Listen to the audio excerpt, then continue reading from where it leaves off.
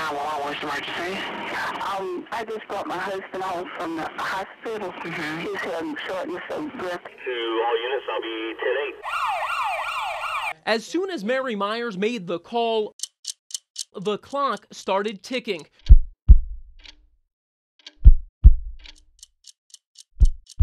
Her husband, George, looked like he needed help, and fast. Signal 18. You all right, George?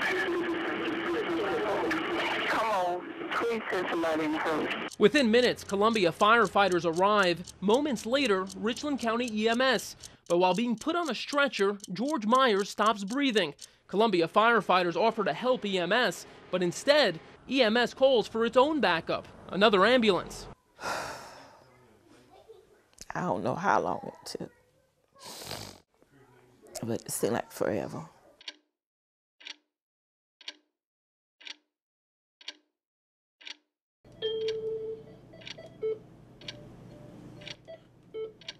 Once at the hospital, George Myers is pronounced dead. I don't know what went wrong.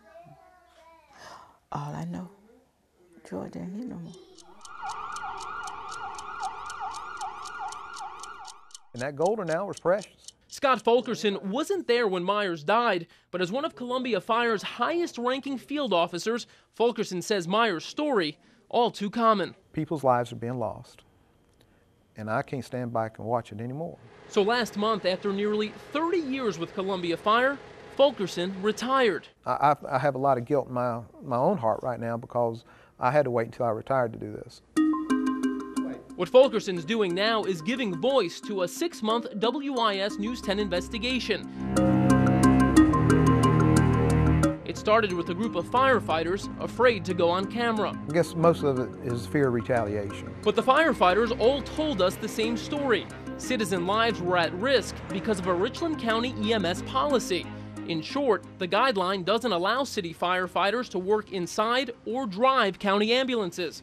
In the most serious cases, EMS instead waits for its own backup crew to assist and drive the ambulance. That means in emergency situations like Myers, the firefighters on scene have to step aside, watch, and wait until EMS backup arrives.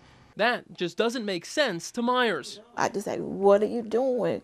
Why y'all not leaving? Those the same questions Fulkerson constantly found himself asking. In one instance, he says his firefighters got called to the scene of a child drowning. They were about to drive the ambulance to a hospital when EMS said no. Policy didn't allow for it. They're having to wait for the supervisor.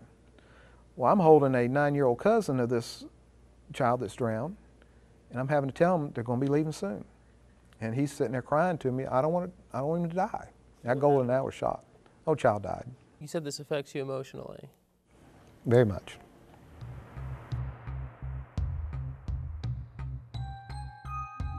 A handful of other incidents listed in this study done by Columbia firefighters. WIS obtained it through the South Carolina Freedom of Information Act.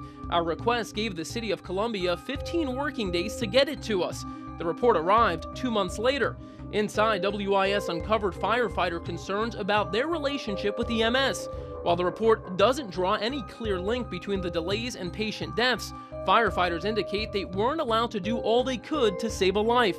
In the case of a child drowning victim, the report states firefighters stood by for more than 20 minutes before EMS transported him to the hospital. The Myers case is also cited. Here, it took nearly 10 minutes. In every incident, the report shows the delay caused by the wait for EMS backup, even though Columbia Fire was on scene and could have driven to the hospital. Were there actual lives lost because of this policy? I can't definitely say there was a life lost, but I know in my heart that the chances of their survival has reduced greatly. Every one of these spikes is... Trying to explain the logic behind its policy, George Rice with Richland County EMS agreed to talk to me, or rather show me. You okay? Yeah, are you all right? I'm good. All right. Why only EMS could perform in and drive its ambulances. I'd like to walk you through and let you see how hard the skills are that our paramedics have to do.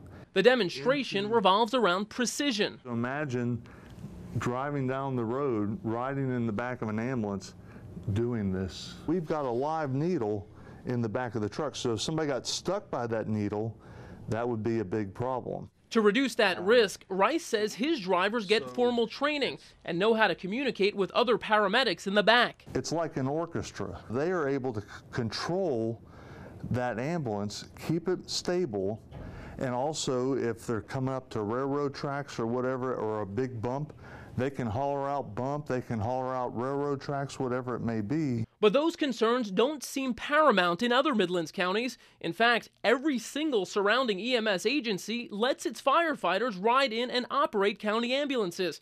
Firefighters help as trained first responders.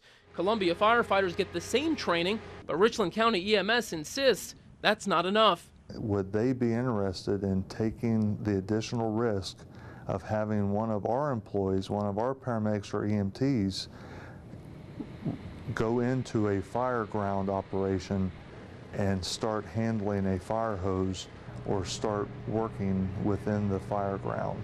Would they be willing to take that risk?